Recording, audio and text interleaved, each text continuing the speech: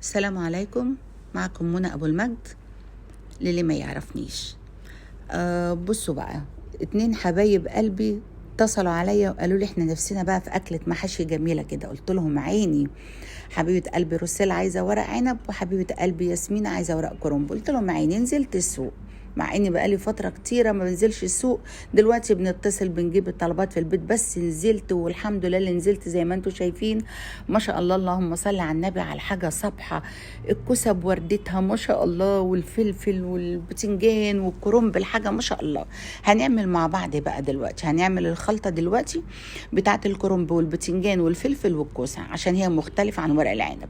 هنا حطيت الماده الدهنيه بتاعتي، معلقتين سمنه ومعلقتين الزيت، وهنزل بالبصل اللي انا مقطعه التقطيع الصغير. وفي نفس الوقت بقى، علشان ما شاء الله ما نضيعش وقت الفيديو، اسلق الناحيه التانية الكرنب بتاعي. ما تنسونيش بقى باللايك والشير كتير بقى، عشان انا صراحه الفيديو ده تعبت فيه، وهطلع لكم كل الديتيلز كده علشان ايه تبقوا مبسوطين بكل التكات بتاعتي. هنا ما شاء الله طبعا هنبتدي بالراس الكرنبانه قطعها علشان خاطر الميه تدخل جوه، وابتدي تبقى سهله معايا بقى. اسحب ورقه ورقه زي ما انتم شايفين كده، بتطلع معايا بكل سهوله ما شاء الله، علشان اخواتي وبناتي الصغيرين اللي ما يعرفوش الطريقه دي، يا رب تعجبكم. ما شاء الله ببتدي هنا اطلع ورق الكرنب بتاعي. ما تنسوش تحطوا معلقه ملح في ميه السلق. هنا نزلت بقى ايه، انا برضو بحط في الخلطه كبشه توم كده، دقها بالفلفل الاحمر، ونزلت عليهم بمعلقتين الصلصه الحلوين، وكنت ضاربه الطماطم بتاعتي ونزلت عليها. ما شاء الله. ما تنسوش حته مع ربع معلقه السكر دي. هنا انا عندي البط بقى غسلاه وحطاه في المحلول الملحي. وطبعا هنا هو بقى لما بسلق الكرنب، عشان ما يستمرش ان هو في السلق بتاعه، بغسله بميه جاريه او ميه يعني ساقعه فتره، عشان ما يتريش، يبقى زي ما انتم شايفين يعني ما شاء الله مسك نفسه كده، يبقى زي الفل. تعرفي تقطعيه، مش تبقى الورقه كده مهريه في ايدك مش عارفه تقطعيها. هنا البط بتاعي نزلت بماده دهنيه، معلقتين ومعلقتين زبده ومعلقتين زيت، وبديله صدمه عشان اقفل المسام وتبقى البطايه من جوه جوسي كده ما شاء الله زي ما انتم شايفين. بقلبها يمين وشمال بشويه ملح وفلفل كده قبل ما انزل عليها بالميه بتاعتها. هنا الحبهان وورق اللوري. هنا بقى انا عديتكم في البهارات بتاعه المحشي، هحطها لكم برضو، ولكن انا هقولها لكم دلوقتي. يعني برضو بهارات خلطه المحشي هي عباره عن ملح وفلفل وبابريكا وكزبره ومرق الدجاج، وبهارات طبعا من ايد عمايل منى، يعني ما اقولكوش من دي في توضيبه البهارات ما شاء الله. برضو هنا حبايبي اللي ما يعرفوش في توضيب الورق، برضو قلت اوضب لكم كام ورقه. بنشيل العرق اللي فوق ده التخين، وبلفها بالطريقه دي، وبقطع ايه التانية على قد الاولى، التانية على قد الاولى. وهنا بقى بتقطعي على حسب الصباع اللي انت عايزاه. اللي بتحبي كبير بتقطعي الورقه، بتحبي صغير دي ترجع لذوقك انت، وكلكم طبعا ذوق. انا شايفاكي على فكره اللي مش حاطه لي لايك، حطي لي لايك بقى. الفيديو ما شاء الله حلو النهارده، يستحق اللايك ويستحق الشير. الخضره بتاعتي هنا بقى بتاعت المحشي، كل الست اللي بتبيع الخضره بتبقى عارفه، بتقول لها اديني خضره محشي تديها لك. على فكره الطماطم اللي فاتت دي في الحله، انا بسم الله ما شاء الله بحب دايما اللي انا اسبك طماطم واضربها في الخلاط واحطها في درق كبير كده او برطمان. تعرفوش الظروف ايه، حد حبيبك، حد حبيبتك كده، اختك، صاحبتك، حد جالك على الغفله، بتنفع والله. بعمل كيس سباكيتي، تعملي مثلا تعبانه ومكسله وتقومي عامله شويه محشي زي دول، بيبقى القوطه ما شاء الله والطماطم متحضره في التلاجة. هنا انا سلقت البط، وبعمل الدريسنج اللي فوق دوت الخلطه اللي انا بحطها على الوش دي، بتبقى معلقتين صلصه وملح وفلفل وبابريكا، وبحط عليها معلقتين عسل نحل. هتشوفوه طالع من الفرن. العسل النحل ما تخافيش، يعني بيبقى سويت اند ساور، ما بتحسيش بان هو يعني مسكر اوفر، بيديله حلاوه. ضيوفك ما يعرفوش الحلاوه دي جايه منين. هنا بحضر الخلطه بتاعتي زي ما انتم شايفين، نزلت بالتسبيكه والرز والخضره والبهارات اللي قلت لكم عليها. حبايبي دول البهارات اللي هناك دي، المرقه والحركات دي. هنا كده ما شاء الله الخلطه بتاعتي لا قوه الا بالله جاهزه على الحشو. يا رب تعجبكم، واعملي بقى لايك يا جميله انت وهي، اعملوا لايك. هنا بقى الخلطه وهدخل الفرن، ان شاء الله تعجبكم طريقتي، ويا رب اكون مبسطاها. على فكره دي بقى الخلطه بتاعت ورق العنب، عشان مختلفه عن الباقي، فيها حته صغننه كده، يعني هقولها لكم برضه. ها، مش مخبيه حاجه اهو، والله ما مخبيه حاجه. ادي معاكم واحده واحده. هنا انا بسلق الورق العنب برضو زي ورق الكرنب بشويه ملح، ما بحطش زيت لان الزيت بيغلف الورقه. حطش زيت خالص، ولا ميه سلق كرنب، ولا ميه سوري، ولا ميه سلق ورق عنب، ولا مكرونه. لا، ما بحبش اعمل كفر للحاجه عشان تشرب الحاجه اللي انا عايزاها.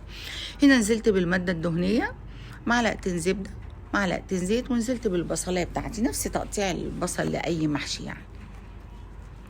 هنا بقى برضو نزلت بالعصير الطماطم، الجوس اللي انا ضرباه في الخلاط ده. طبق برضو لما ضربت اللي انا بحب اشيلها حطيت. هنا بقى ايه معلقه السكر ده. ايه بقى دي؟ بهارات صينيه، نفس بهارات بس بزود البهارات الصينيه وبزود حاجه تاني، تنتوفه ملح ليمون. ملح الليمون بيودي ما شاء الله ورق العنب في حته تانية. اسمعي كلامك وحطي بقى تنتوفه ملح ليمون في الخلطه. هنا بكمل سلق ورق العنب. طبعا البناتيت الصغيره اللي عايزاني انزل لها طريقه لف ورق العنب، والله العظيم صورت وانا بلفه على ايدي وانا بلفه على طبق، بس مش عارفه تاهت مني فين، بس اوعدك انها هنزلها لك في فيديو قصير. هنا بقى ما شاء الله الخليط اللي انا سقيت بيه المحشي عباره عن ايه بقى؟ لو عندك شوربه اوكي، ما عندكيش ميه مغليه، معلقه ملح وفلفل وبابريكا ومكعب الماجي ومعلقه معلقه زبده او معلقه زيت.